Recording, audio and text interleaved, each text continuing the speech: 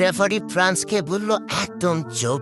হতাশ এমবাপ্পের। লামিন ইয়ামালের হ্যানের পর হলো ফাউল আর রেফারি ধরলেন পেনাল্টি। সেই পেনাল্টিতে গোল করে ফ্রান্সকে পিছিয়ে দিল স্পেন। প্রিয় দর্শক, টানটান উত্তেজনার হাড্ডাহাড্ডির রুদ্ধশ্বাসের মহারণ দেখছে ফুটবল প্রেমীরা। বিশ্বকাপের প্রথম সেমিফাইনাল ম্যাচে স্পেন ও ফ্রান্স মুখোমুখি লড়াইয়ে মাঠে নেমেছে। দুই দলের কি রুদ্ধশ্বাস লড়াই, যেখানে ম্যাচের শুরু থেকেই টানটান উত্তেজনা।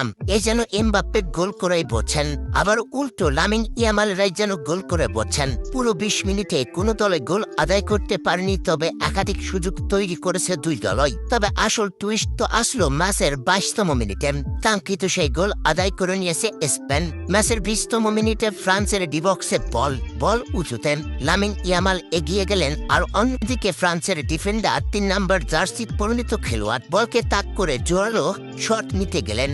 এদিকে লামিন ইয়ামাল আগেই বলটাকে টাচ করে ফেললেন, তার হাতে লেগে গেল বল। তবে এরপরে ফ্রান্সের সেই ডিফেন্ডারের নেওয়া শটটি সরাসরি গিয়ে লামিন ইয়ামালকে আঘাত করল। রেফারির সাথেই বাসিম পেনাল্টি দিয়ে দিলেন। তবে এরপরে এমবাপ্পেরা চেপে ধরলেন রেফারিকে। রেফারি যেন একদম চুপ করিয়ে দিল ফ্রান্সকে। কোনো কথা হবে না, সিদ্ধান্ত যেটা সেটাই থাকবে। হ্যানের জন্য আবেদন করেও এমবাপ্পেরা লাভ করতে পারলেন না। রেফারির সিদ্ধান্ত অবধারিত থাকলো, পেনাল্টির সিদ্ধান্তই ফাইনাল হল। এরপরে পেনাল্টিতে গোল আদায় করে নিয়ে স্পেনের উল্লাস। ম্যাচের ২২তম মিনিটে পেনাল্টি থেকে মিকেল ওয়ারজাবাল দুর্দান্তভাবে গোল আদায় করে নিয়ে ফ্রান্সের বিপক্ষে ১-০ এগিয়ে নিলেন দলকে। প্রথমার্ধে আর কোনো দল গোল আদায় করতে পারল না, তবে এমবাপ্পেরা সেই গোল পরিশোধে মরিয়া হয়ে উঠেও গোল আদায় করতে ব্যর্থ হয়েছেন।